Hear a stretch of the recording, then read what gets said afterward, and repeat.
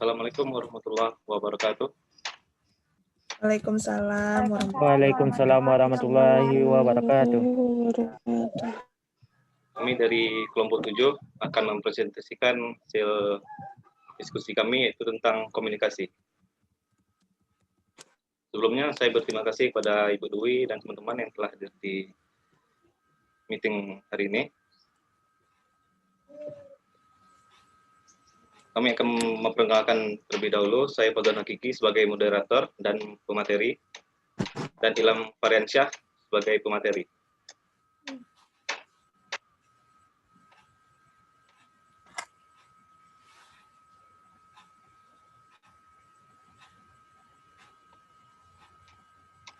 Tahukah kamu apa itu komunikasi? Komunikasi adalah suatu tindakan atau kegiatan yang dilakukan untuk mentransfer ilmu dari suatu tempat orang atau kelompok ke tempat lainnya. Proses komunikasi memiliki beberapa unsur, yaitu pengirim pesan atau komunikator, penerima pesan atau komunikan, saluran atau media, pesan itu sendiri, dan timbal balik terhadap pesan yang diterima. Fungsi komunikasi dapat memberikan manfaat yang baik bagi Anda. Adapun fungsi komunikasi sebagai berikut. Yang pertama, sebagai bentuk interaksi dengan orang lain. Yang kedua, untuk menambah wawasan dan ilmu pengetahuan akan suatu hal. Jadi, melalui komunikasi nantinya akan menjadi transfer ilmu antara pihak satu dengan pihak lainnya. Yang ketiga, untuk tetap menjalin hubungan yang baik dengan orang lain. Yang keempat, sebagai penyampaian pendapat agar dapat diterima oleh masyarakat luas atau yang berkaitan. Yang kelima, pengisi waktu luang. Misalnya, dengan berbicara telepon, chatting, media sosial, video call, dan lain sebagainya. Yang pertama, keterampilan komunikasi verbal. Komunikasi verbal adalah komunikasi dengan menggunakan kata-kata atau verb, baik lisan maupun tulisan. Komunikasi verbal paling banyak dipakai dalam hubungan antar manusia untuk mengungkapkan perasaan, emosi, pemikiran, gagasan, fakta, data, dan informasi, serta menjelaskannya. Saling bertukar perasaan dan pemikiran, saling berdebat, dan bertengkar. Jenis komunikasi verbal ada beberapa macam, yaitu yang pertama, berbicara dan menulis. Berbicara adalah komunikasi verbal lokal, sedangkan menulis adalah komunikasi verbal non-vokal. Yang kedua, mendengarkan dan membaca. Mendengar dan mendengarkan adalah dua hal yang berbeda. Mendengar mengandung arti hanya mengambil getaran bunyi, sedangkan mendengarkan adalah mengambil makna dari apa yang didengar. Mendengarkan melibatkan unsur mendengar, memperhatikan, memahami, dan mengingat. Membaca adalah satu cara untuk mendapatkan informasi dari sesuatu yang ditulis. Komunikasi verbal memiliki karakteristik sebagai berikut. Yang pertama, jelas dan ringkas. Yang kedua, pembendaharaan kata. Yang ketiga, arti kata konotatif dan denotatif. Yang keempat, intonasi. Yang kelima, kecepatan berbicara. Yang keenam, humor. Yang kedua, keterampilan komunikasi tertulis. Keterampilan komunikasi tertulis adalah kemampuan dalam menyampaikan gagasan dan ide dari suatu masalah secara tertulis. Keterampilan komunikasi tulisan juga termasuk keterampilan komunikasi elektronik, seperti menulis SMS, menulis dan mengirimkan email, terlibat di forum diskusi online atau discussion boards, ruang chatting, dan pesan instan.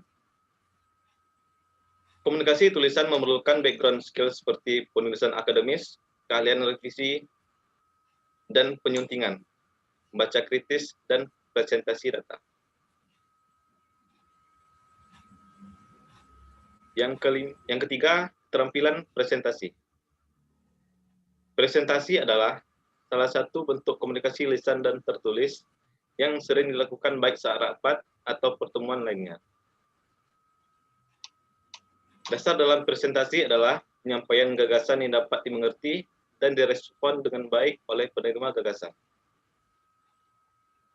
Presentation skill atau keterampilan presentasi adalah salah satu dari sekian keahlian yang akan meningkatkan kemampuan berbicara di muka umum atau public speaking.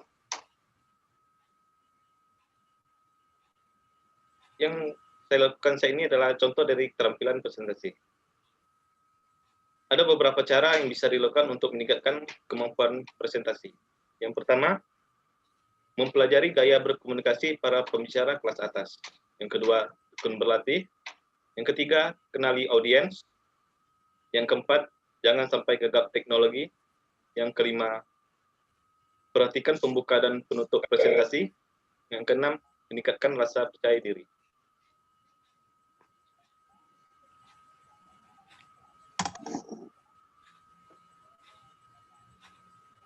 Yang keempat adalah persuasi. Persuasi adalah komunikasi yang digunakan untuk mempengaruhi dan meyakinkan orang lain. Konsep ini digunakan di banyak cabang ilmu seperti psikologi, komunikasi, marketing, bahasa, dan lainnya.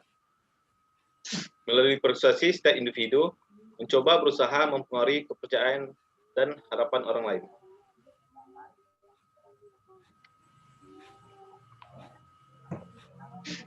Seorang yang melakukan persuasi disebut persuader.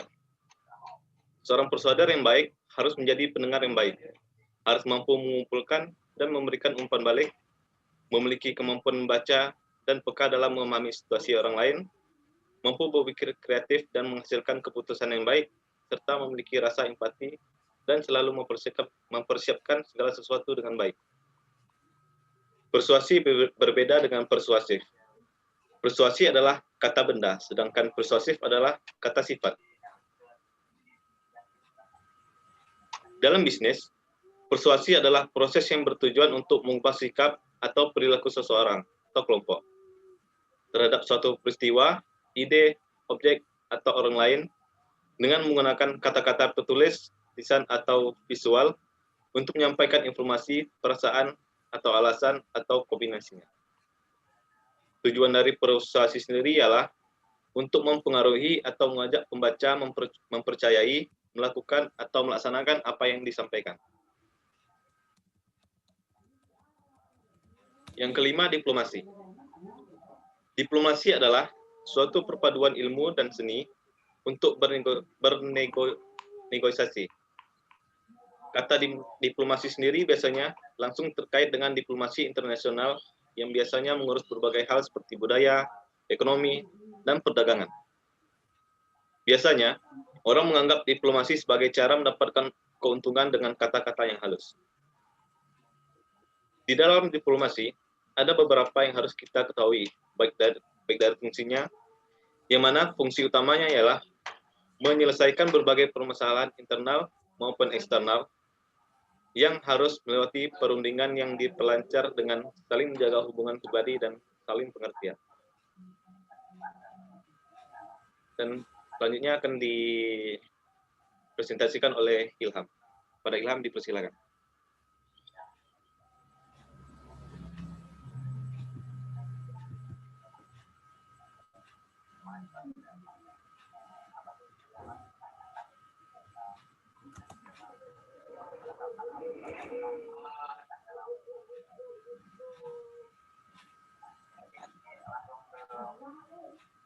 Pada Ilham.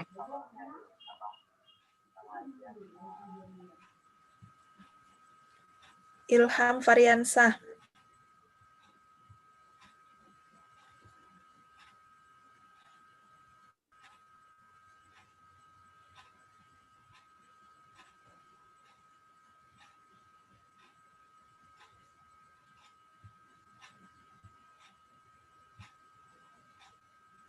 Lanjut lagi apa Fauzan? Sepertinya Ilham ada trouble dengan sinyal. Mungkin karena Ilham ada kesalahan. Akan saya lanjutkan. Yang keenam, objektivitas perseptual. Objektivitas perseptual merupakan proses pengenalan individu terhadap lingkungan melalui gayanya dan menangkap maknanya dengan sensori panca indera mereka. Yang kemudian semua itu dicerna dalam otak mereka. Dalam perseptual, ada 3 hal proses yang harus kita pahami, yaitu proses sensasi, proses persepsi, dan atensi. Yang pertama, sensasi. Sensasi yaitu sebuah peristiwa penerimaan informasi yang diterima melalui berbagai macam indera yang terjadi saat adanya kontak indera dengan penerima.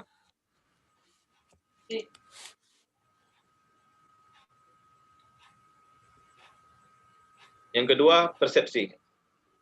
Persepsi merupakan sebuah interaksi terhadap informasi yang ditangkap oleh indera penerima dalam sebuah keterampilan yang dapat memberikan dampak langsung pada perseptual. Yang ketiga, atensi.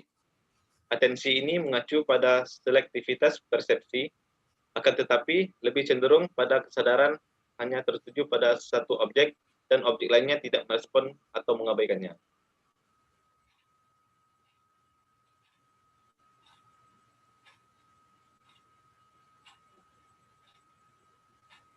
Yang ketujuh, mendengar aktif. Mendengar aktif adalah sebuah sikap memperhatikan dan mendengarkan setiap perkataan atau perbincangan orang lain. Sikap mendengarkan yang fokus dan selalu memberikan respon-respon komunikasi nonverbal dan verbal yang sederhana. Mendengarkan aktif atau active listening berbeda dengan mendengarkan atau hearing.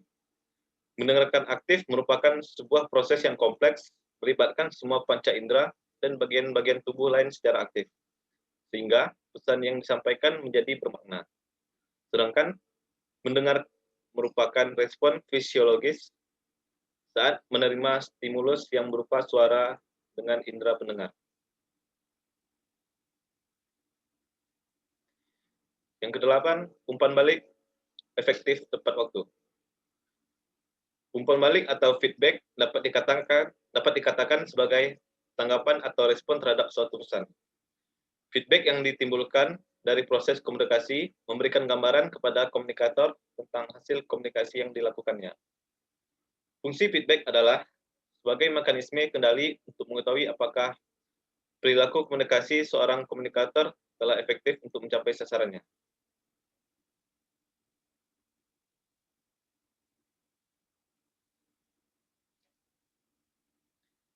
Manfaat dari umpan balik yang efektif. Yang pertama, perusahaan akan mengalami peningkatan yang berkelanjutan dengan memberikan umpan balik yang baik. Yang kedua, karyawan akan mendapatkan ilmu, pengalaman, dan skill set yang lebih sehingga performa kerja mereka meningkat. Yang ketiga, klien atau pelanggan akan mendapatkan pelayanan atau produk dengan kualitas yang lebih bagus. 9. Keterampilan fasilitasi. Fasilitasi berasal dari kata fasilian yang bermakna memudahkan. Fasilitasi adalah serangkaian keterampilan efektif yang perlu dikembangkan oleh setiap pemimpin, manajer, dan pelatih. Keterampilan fasilitasi dapat digunakan dalam rapat, sesi perencanaan strategi, lokakarya, dan program pelatihan, serta sesi curhat pendapat. Orang yang melakukan fasilitasi disebut sebagai fasilitator. Fasilitator adalah orang yang bertugas mengelola proses dialog. Fasilitator memperkenalkan teknik-teknik komunikasi untuk mendorong partisipasi. Fasilitator menggunakan media yang cocok dengan kebutuhan peserta dan membantu proses belajar atau komunikasi menjadi lebih efektif. Keterampilan fasilitator merupakan serangkaian kemampuan yang harus dikuasai oleh fasilitator sebelum diterjunkan ke masyarakat. Keterampilan fasilitator meliputi: yang pertama, bertanya; yang kedua, mendengar aktif; yang ketiga, komunikasi; yang keempat, bahasa tubuh; yang kelima, mengarahkan orang. 10. Efektivitas rapat. Rapat adalah salah satu metode komunikasi terpenting. Melalui rapat, strategi disusun, kemajuan dilaporkan, dan keputusan vital dibuat. Bagaimana membuat sebuah rapat itu menjadi efektif dan efisien? Yang pertama, ada disiplin. Sebuah disiplin dalam sebuah lingkungan kerja dapat mempengaruhi kinerja saat melakukan pekerjaannya. Contohnya, ketika rapat telah dimulai, tetapi belum seorang pun yang muncul dalam rapat tersebut. Lalu, bagaimana rapat tersebut menjadi efektif jika audiensnya saja tidak disiplin? Itulah mengapa disiplin menjadi salah satu faktor efektifnya suatu rapat. Selanjutnya, tujuan. Ketika kita ingin memulai suatu rapat, yang harus diutamakan adalah apa tujuan dari rapat tersebut. Sebuah tujuan yang akan dicapai dalam sebuah kelompok kerja dapat mempengaruhi produktivitas para peserta rapat. Jika terdapat peserta rapat yang pasif, bisa jadi ia tidak tahu apa yang akan dicapai pada rapat tersebut. Oleh karena itu, sebelum kita memulai rapat, review kembali hasil-hasil rapat sebelumnya, lalu sampaikan kepada seluruh peserta rapat dan tentukan apa yang akan Anda capai pada rapat kali ini, sehingga tidak terjadi agenda-agenda rapat yang molor.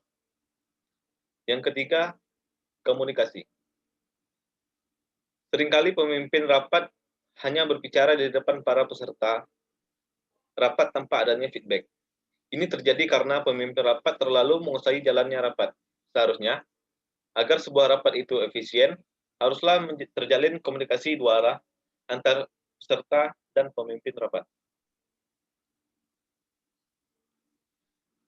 11. Kecerdasan teknologi sosial dan sosial media.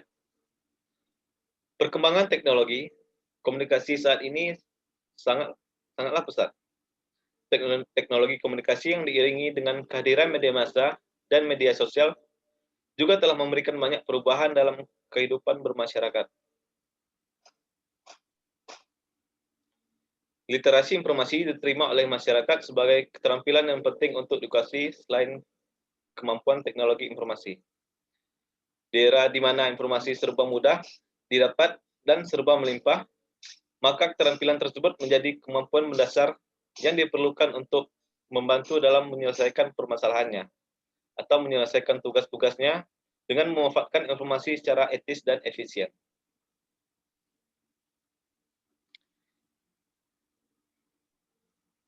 Hubungan publik. Hubungan publik atau public relation merupakan suatu pendekatan strategis dengan menggunakan konsep-konsep komunikasi dengan cara membujuk atau persuasif. Tugas public relation adalah membina hubungan yang baik dengan berbagai pihak.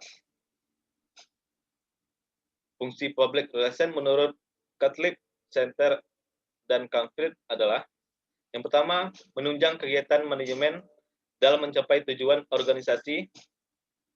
Yang kedua, menciptakan komunikasi dua arah atau timbal balik dengan menyebarkan informasi dari organisasi ke publiknya dan menyalurkan opini publik pada organisasi.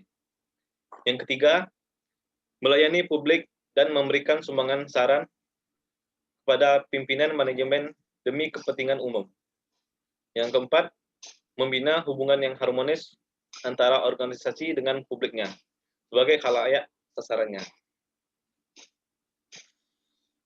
Quote dari kelompok kami, belajarlah rendah hati, rendahkan hatimu serendah-rendahnya, hingga tidak ada seorang pun yang bisa merendah kamu. Terima kasih. Baiklah, sekian Baik. dari Ya langsung tanya jawab, Fauzan. Bila masuk ke sesi tanya jawab, terkhusus kepada kelompok 2 sebagai kelompok penanggap, dipersilakan untuk bertanya.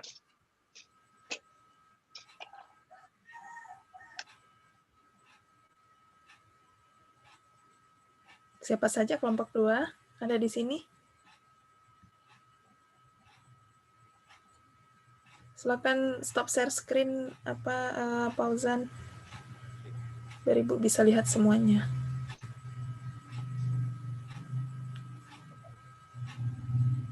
Kelompok 2.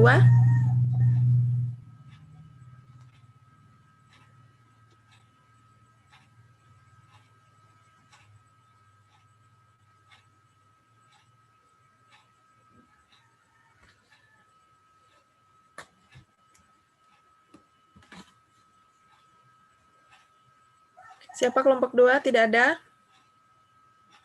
Ada, Tidak ada Bu. kelompok. Ya, silakan. Perkenalkan, nama saya Nur Indah Satriani dari kelompok 2. Saya ingin bertanya, jelaskan hambatan-hambatan yang ada di dalam komunikasi.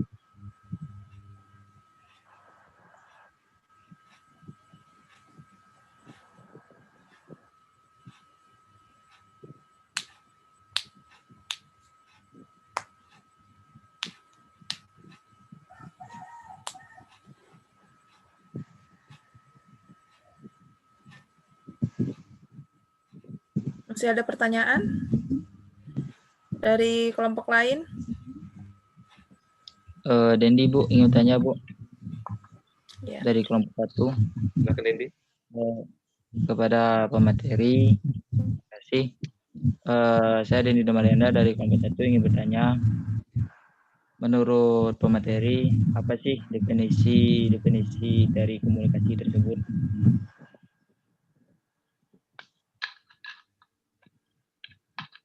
Terima kasih. Dan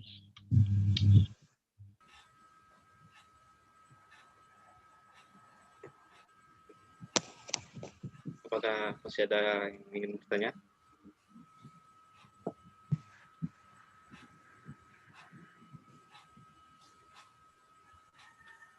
Oke, jika tidak ada, silakan kepada kelompok 3. Kelompok berapa kelompok? di kolom chat ada pertanyaan, Bu. Oke, oh ya, silakan. Baik, terima kasih. Saya Ikhwan Putraman dari kelompok 3. Saya ingin bertanya, faktor apa yang menjadi pendukung dan penghambat seorang supervisor dalam menjaga komunikasi dengan staf-staf di sebuah departemen di hotel? Terima kasih. Maaf, Bang Iwan, bisa diketik di chat Pertanyaannya kolom ada di komentar. kolom chat, Bang. Oh, baik.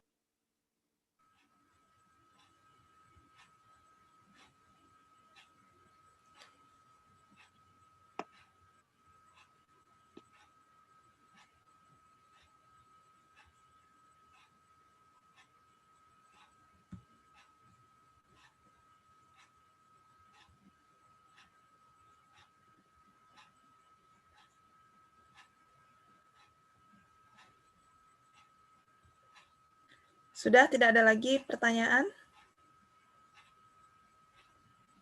Jika tidak ada, kita berikan kesempatan kepada kelompok 7 untuk berdiskusi mengenai jawabannya. Selama 5 menit ya. Ini nanti waktunya kan habis nih, udah reminder time. Nanti saya kasih link baru ya.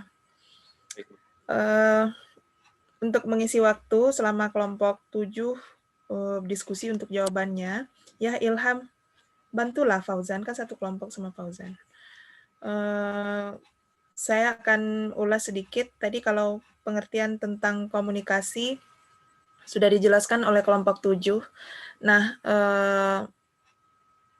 ya sebenarnya materi tentang komunikasi ini juga sudah ada di dalam mata kuliah pelayanan prima saat kalian semester 3 ya. Saya masih ingat itu ada di mata kuliah pelayanan prima mengenai komunikasi.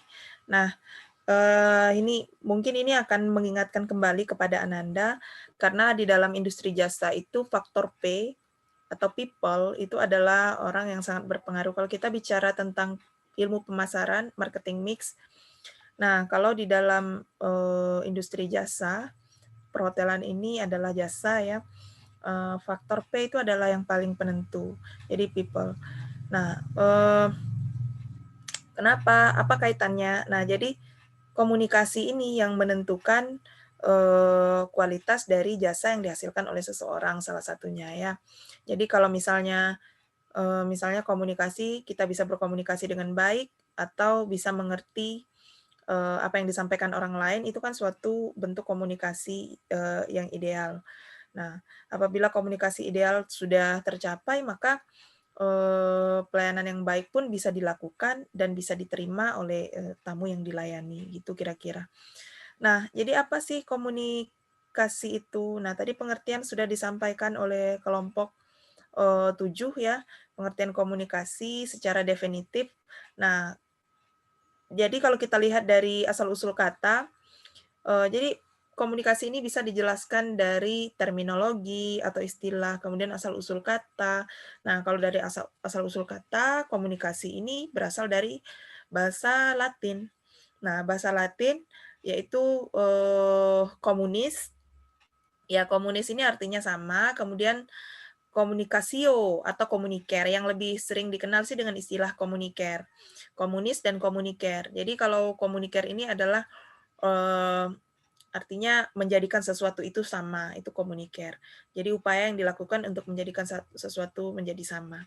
Jadi kalau kita gabungkan dua terminologi ini antara kata komunis dengan komuniker, jadi dapat kita simpulkan bahwa komunikasi ini secara etimologi ya, asal-usul kata, jadi bahwa adanya berhasilnya kesamaan antara penyampaian pesan dan orang yang menerima pesan. Artinya ada suatu kesamaan antara siapa komunikan dan komunikator. Antara komunikan dan komunikator apa yang sama? Jadi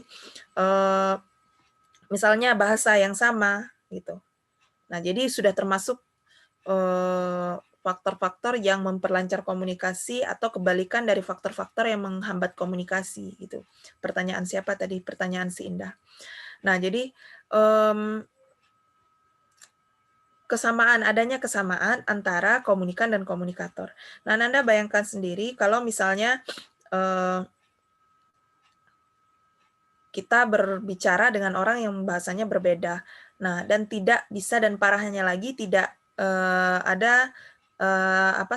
tidak mengerti gitu. Kalau misalnya kita tidak bisa berbahasa asing, tapi kita mengerti apa yang diucapkan gitu. Itu proses komunikasi itu masih bisa berlangsung gitu. Nah, kan misalnya bahasa Inggris. Ananda kalau disuruh berbahasa Inggris mungkin ada bule nanya untuk ngejawab mungkin nggak bisa, tapi ngerti sih dia itu ngomong apa gitu. Sebenarnya itu udah terjadi komunikasi kan. Pesan, nah pesan ataupun pertanyaan, bule tadi bertanya, itu kita anggap sebagai pesan. Nah pesan itu sebenarnya sudah tersampaikan kepada Ananda gitu. Dia nanya, tapi Ananda nggak bisa jawab atau tidak bisa memberikan feedback. Nah komunikasi itu tetap terjadi. Itu tetap bisa dinamakan komunikasi itu terjadi. Namun tidak terjadi feedback. Seluruh unsur-unsur komunikasi itu tidak masuk di dalam proses komunikasi itu. Gitu. Ananda bisa mendengarkan, bisa mengerti apa yang disampaikan oleh bule tadi yang bertanya, namun nggak bisa jawab. Gitu. Aduh, gimana cara ngomongnya ya? Nah, kenapa? Karena tidak ada kesamaan tadi. Namun, meskipun tidak ada kesamaan, Ananda bisa mengerti. Gitu. Intinya ada kesepahaman, ada satu pemahaman mengenai pesan yang disampaikan dalam proses komunikasi tersebut, walaupun Ananda tidak bisa memberikan feedback. Nah, kalau jawaban yang diberikan oleh komunikan itu kan adalah feedback, ya. Begitu kira-kira. Jadi komunikasi ini intinya adalah sesuatu hal yang penting, tidak hanya di dalam kita memberikan jasa atau di dalam karir saja, tapi dalam kehidupan sehari-hari komunikasi itu is the most important things. Jadi kenapa kita sebut itu sangat penting sekali komunikasi. Nah, jadi Ananda bayangkan kalau misalnya contoh yang tadi saja lah kalau kita bawa dalam kehidupan sehari-hari. Kalau udah saling nggak mengerti bahasa saja kita udah nggak terjadi kesepahaman ya, nggak sulit memberikan feedback. Nah, bagaimana dengan kan komunikasi itu ada verbal dan nonverbal. Body language itu termasuk dalam komunikasi nonverbal. Gerak mata, ekspresi, mimik wajah itu termasuk komunikasi nonverbal. Nah, kalau misalnya bagaimana dengan orang yang tuna wicara, ya orang yang nggak bisa atau bisu gitu ya, dia menggunakan bahasa isyarat. Tapi kalau sepanjang Ananda mengerti, komunikasi itu tetap terjadi gitu. Misalnya dia bilang seperti ini gitu. Artinya apa? Tidak gitu. Kalau dia seperti ini sambil mengangkat bahu, artinya entahlah, ya kan? Kita masih bisa mengerti. Kemudian apa yang dia sampaikan kita bisa menjawab kembali. Feedback itu masih memungkinkan terjadi dalam komunikasi nonverbal apabila kita menggunakan bahasa yang berbeda, jenis komunikasi yang berbeda tadi. Nah, saya contohkan. Jadi kalau misalnya di dalam sebuah bisnis, Ya, setiap pemimpin itu sebenarnya keahlian utama yang harus dia punya itu adalah keahlian komunikasi. Keahlian komunikasi. Kenapa keahlian komunikasi? Dia yang mau jawab? Kenapa kira-kira keahlian komunikasi itu yang paling penting dimiliki oleh pemimpin? GM misalnya, dia harus pandai berkomunikasi. Kenapa?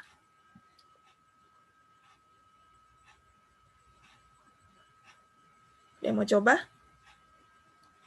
Andika Angga.